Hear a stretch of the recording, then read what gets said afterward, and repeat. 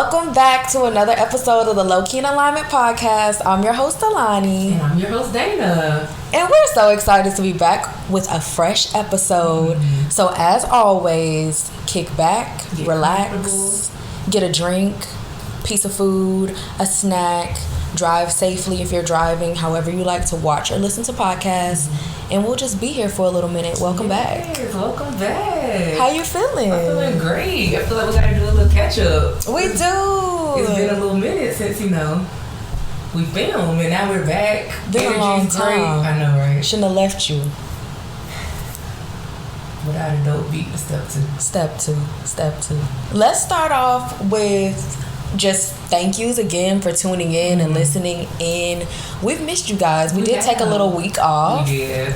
Just to recuperate. We did have to pivot. We did, yes. We did have an episode 3 before this one. We had episode 3. It was such a good episode. Great conversation. It was. And we like, hey, we killed it. We get up and I get up to stop the episode.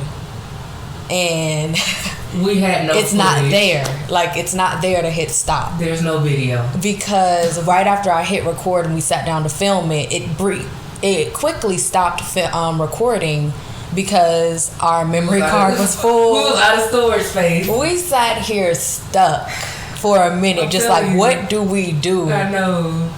I mean, the episode is really, really good, but we have the whole audio, so it will be coming soon as a bonus episode. Yes. It'll be audio only. We don't have any visual, no visuals to go with it. So be on the lookout for that. That one's gonna come after this episode. Yeah. But we just wanted to talk about being able to pivot. Yeah, that happened to us. Of course, we had our feelings about the situation in the moment, upset because we're like, we worked so hard on this, but don't let it stop you. And we wondered, should we scrap this episode altogether? But what we had to say in that episode, the conversation we had, we think it was really, really good.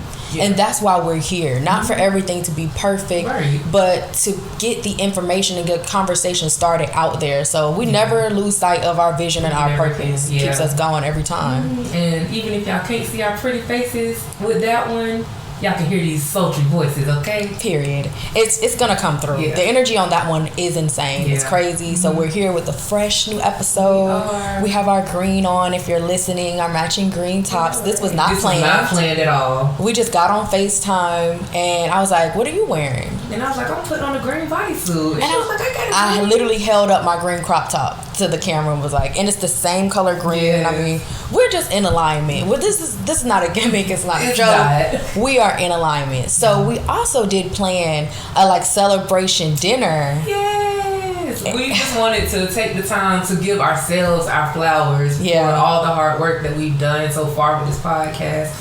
2 episodes, reels, YouTube, audio, everything. We've just put in so much work behind it. It's we got to take a step back and really celebrate ourselves because we have done a lot. So we made a reservation at this restaurant in Atlanta called Steak Market. Mm-hmm. Neither one of us looked at the menu, looked ahead at the prices, whatever. We just made a reservation. It was we're going there.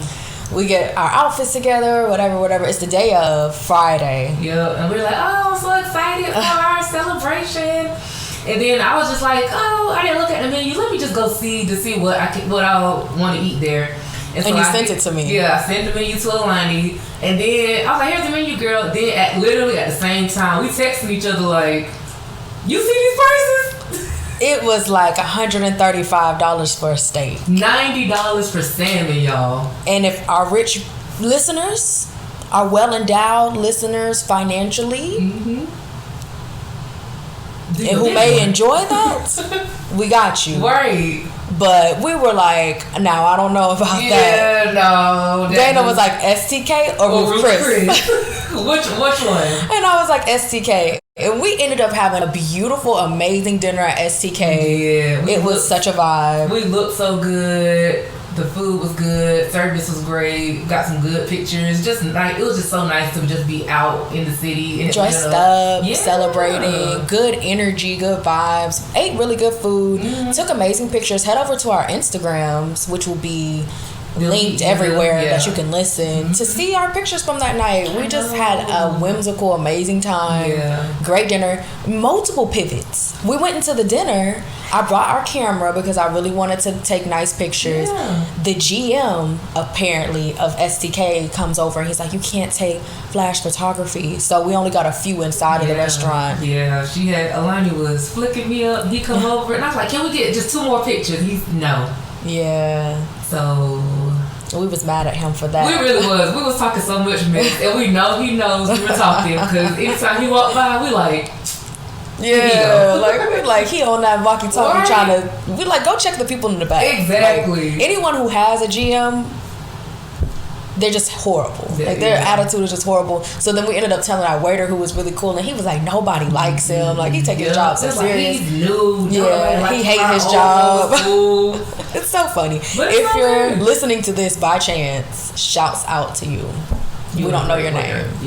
Let people take pictures and make memories. That's what I'm saying. And I was like, what do y'all do when y'all have influential people or celebrities here who are going to bring you clientele because they're posting pictures, videos in your establishment? And it's just a memory. Like it's not like we're going to have paparazzi flash the whole meal. But we just wanted to take a few little pictures. But it's okay because we went outside and got the Atlanta background in our picture. So, it's fine. Pivot.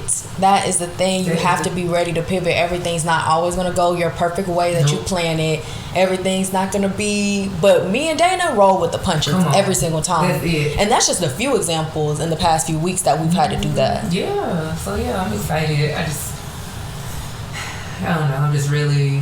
still just on a high from it all. Like, from the launch to the celebration, everything in between. It's just all just been amazing. It truly is amazing. And what we want to get into today is we are going to be sharing some of our unpopular opinions about things. It's going to be a broad range of things. And mine and her opinions may differ on some things. Episodes 1 and 2, we was burning sage, kumbaya. This episode, we sending shots, okay? We sending shots, apparently. Don't take it personal. That's all I got to say. Yeah, these are just what we perceive as unpopular opinions, and we haven't really heard too many people state these opinions, so let's just get right into it. Let's go. Start us off. Oh, I was going to have you start us off, but I'll start us off. Okay. This is one that's really random off the top of my head, but I don't think that you have to live with someone before marrying them. I agree. I just feel like you don't have to do that. I don't kind of believe in the whole, like, you don't know a person until you live with them. You don't know anyone till after you marry them either. Like, every single thing is a gamble and a chance. Like, develop your discernment skills. Nothing is going to be guaranteed. You're never going to know somebody like the back of your hand like you think you do. I agree. And as long as the foundation of the relationship is strong, y'all can do what? Pivot. Okay? Like, so all of these little things that somebody may have, that little quirks that may annoy you, but you didn't know about it until after y'all were living together and married, y'all can find there's a resolution for it all. Exactly. And I think a lot of people who think that is because maybe their relationship style is more boom, boom, boom, and they don't have enough time to get to know the person, period. So you don't know how they are in any sense, in any regard. Never seen them around their family, never seen them around their friends. Like, so you just don't know them. Like, you just don't know them. But the people that you know, I think spending the night at each other's houses, visiting, that's enough to pick up on somebody's habits and things. Like, of course, in the beginning, you might be like, oh, you want to be on your best behavior, make sure everything is tip top. But like, as time progresses, and I guess that goes into what you were saying, like a lot of people's relationships are just boom, boom, boom. But like, once you take the time to get to know that person, and y'all are growing together, you're gonna know. Like, you're gonna know your person. You're gonna know. Let's next. So, what's one of your unpopular opinions? Child, y'all don't fight me because I know how you girls like to tussle. I believe some of y'all don't want peaceful relationships. Okay. Y'all don't want peaceful relationships. Y'all like the drama. Y'all like the chaos. I'll give an example. Sex in the City with Carrie Bradshaw. Perfect. She was dating Big. Everything was just so chaotic, but that was what fueled their relationship. They broke up. She gets with Aiden. Everything is smooth sailing. She's no unopened mail. Everything is in order. Everything is organized. Yeah. And for her, that wasn't. It just didn't feel right for her. She's waking up in the middle of the night, cold sweat. Yep, I remember what's that. the problem? I love Sex and the City. Me oh too. my gosh, Me that's such too. a good show. It is. I feel that. Yeah. And I agree with that because a lot of people, I don't know what it is. Yeah. And I mean, it could be a lot of different things. It could have been like what you saw growing up, things you see in the media. There could be a lot of things that influence how you navigate relationships, but strive for peace. I mean, I think it comes from striving from peace within, though. Yeah. Like, once you find peace within yourself, now anything that, and shout out to Megan Ashley, because she has a quote that's like, anything that is an enemy of your peace has to go. And I agree with that 100%. Shout out to Know For Sure podcast. Love that podcast. Megan and B, love it. And that's what I feel like. So if people don't have peace within, inner peace, in their relationships, like they're just gonna reflect who you are. So that just is what it is. Yeah, it starts with you. It does. It really does. And I just want everybody to be in a better place, more peaceful, like you said, peace within, and let it shine outwardly. Yeah. What's one of your next unpopular opinions? Don't fight me. But let me get into it. I really wanted to share this one. Are y'all ready? Listen up. Okay. I believe that everybody's, especially men, top pinnacle dude they want to be like most of the time Drake. Yeah. Drake looks like he has it all. He has money. He has fame. He's talented. He has multiple women. He travels the world. Drake is jealous of the average man. If you listen to his music, even most specifically the newest album with 21 Savage, he is clearly very envious of men who have a woman in their life, one woman in their life who loves him, who loves them, and lives that average life, and like the regular dad, husband life. He is envious of men who are living like that. And Drake, that album really showed a lot of anger that he has toward a lot of people, and just I guess just about how he feels about his life in general.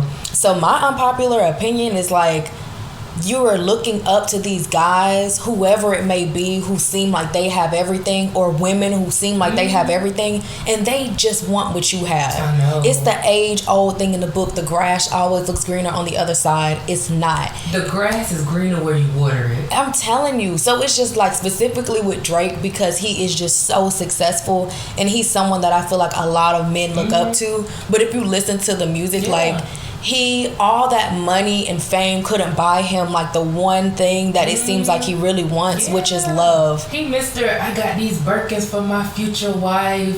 No future wife. He Mr. Serena, your husband a groupie. What? But he's married and he has a beautiful daughter and a beautiful family. That's what Drake wants. Serena's keeping him warm at night. I'm telling Who's keeping you warm, Drake? It's a different person every day, and from the music and just how it feels like, that's just what he wants. So it's just, my unpopular opinion is that he wants what the average men want. Average men want what he wants. But if y'all had a meeting in the middle, you'd really be able to see that's not what's up. And money cannot buy the most important things in life. Are so priceless. So if you have those things, hold on to them and value them, and never love yours, like J. Cole said. Right. Okay? Come on. Ooh, I love that. Another one from you. Another one, thank you. My next unpopular opinion: flat stomachs are overrated. I agree with that. They are so overrated, y'all. And I understand. What does it do? Exactly. Does it do something different? It don't. This stomach here do the same thing as that flat stomach. I've had a stomach since the 3rd grade. I came out the womb with this stomach. Come on. Like, this flat stomach, and I understand, like, that's the aesthetic. That's what's the narrative that's being pushed. Like, oh, you need washboard abs, this big butt, like figure eight. I understand, like, that's what's being pushed, but that's just so unrealistic.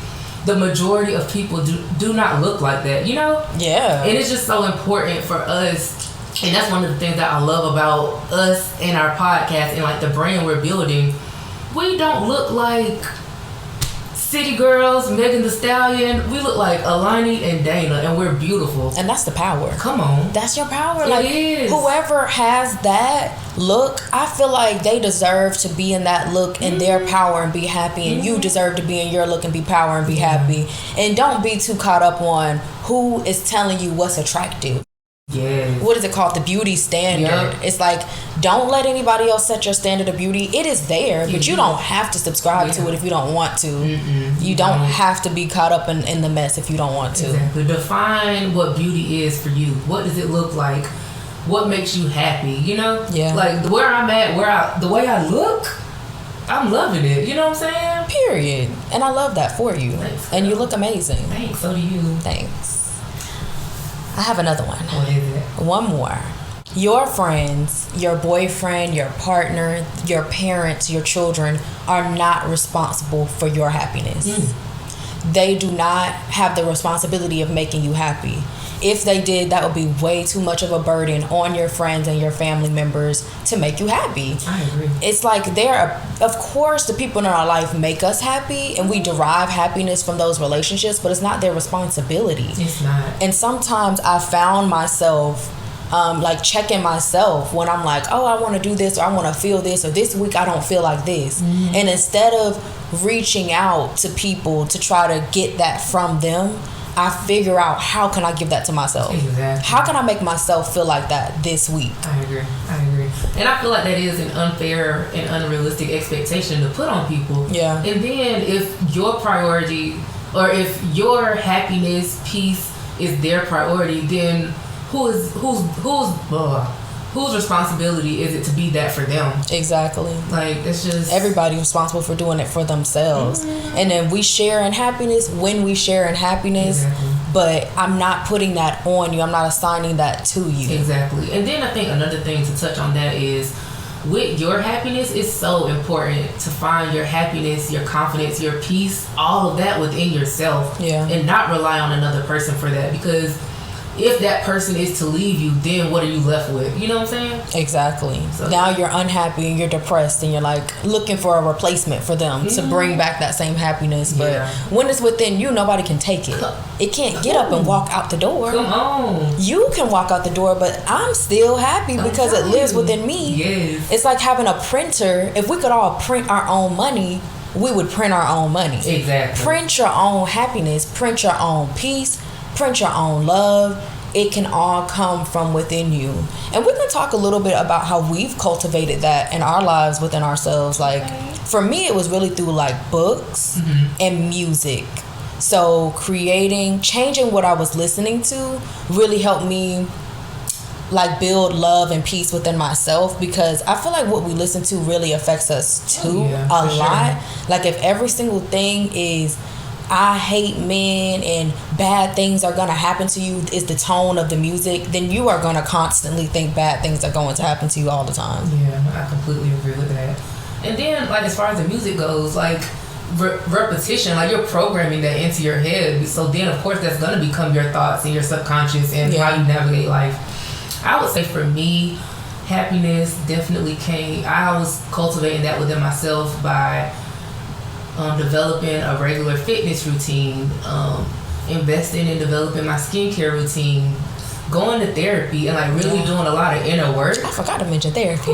Like, your girl don't be sitting here on Zoom. Hello? Therapy too. Therapy. Shout out to like maybe the 3 different therapists I've had. Right. My current one, she's amazing. Shout out to her. Me and my therapist have been rocking since 2020. I love that. Is my that. girl. Dana gave me the referral to her therapy agency, and that's how I even got started. They're amazing. They are an amazing organization. We can't share it because we don't want y'all to book up all the slots. I can barely get in. I can barely get in as it is. I don't need y'all. We booked out, and I'm like, girl, you gotta pencil me in. I don't need y'all monopolizing their time. But they are amazing black woman therapy group.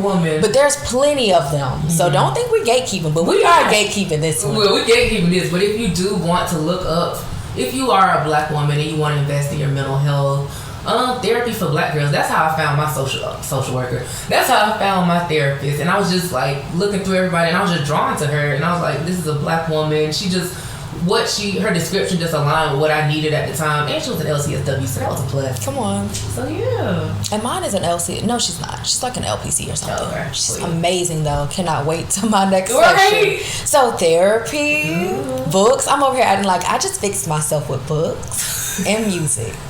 I didn't need a therapist. I needed a therapist. Yeah. But oddly enough, like, it's not, therapy is not, if you're afraid of therapy, it's not what you think that it is. Mm-hmm. It's not a bunch of crying. Sometimes it can be, but for me, I'm not really like a crier. And most times if I'm going through something, by the time I have a session, like, I've processed my way through it. And so I just use it as time just to talk and vent about life, complain about things that I don't like, complain about how this person made me mad this week with what they said.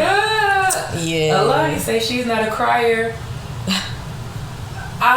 Crying is baseline for me. Okay? I know. Oh my god. I spent so many of my sessions in 2020, and I just think back and I just see the growth. And my therapist and I have even talked about like how much I've grown from then to now. And like, there was a child. Listen, she done seen a lot of tears on that Zoom call. Oh, I love that. Yeah, though. and it's just such a free space, and it's just a safe space. I think that's one of the most important things. Like feeling safe to say whatever it is that's on your heart, to share your deepest insecurities that you might not feel like you can ever share with the world, and knowing that you won't be judged for anything. And I urge everybody to go to therapy.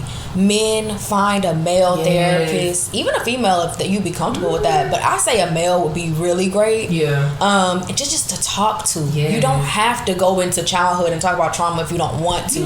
It'll come up.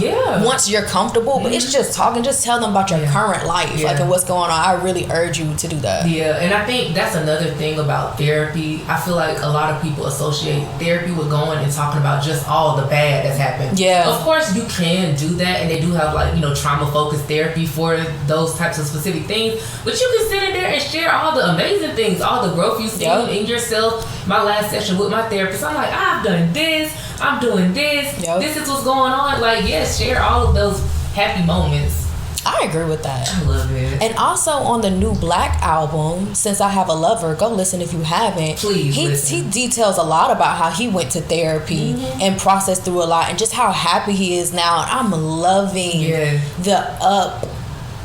like Givion's album too, like the awareness in men's music that I feel like I'm hearing. If you're only listening to like trash and Gen Z, rappers, then of course you're not gonna see it. But if you are really following certain artists, they're really talking about how they're getting out of these toxic spaces and into more healthy mindsets. And I love that. I'm on that. I'm moving in that direction. I love that. And with going with Black, the difference from Free Black, East Atlanta Love Letter to Since I Have a Lover, it's so crazy. I love it. Like, he might as well be running for a field. It does sound like a field, but it still has like the dark tone that I like in some of the songs. Like, some people like more upbeat music. I do like moody music. Scorpio Moon, Scorpio Venus. I enjoy some moody music.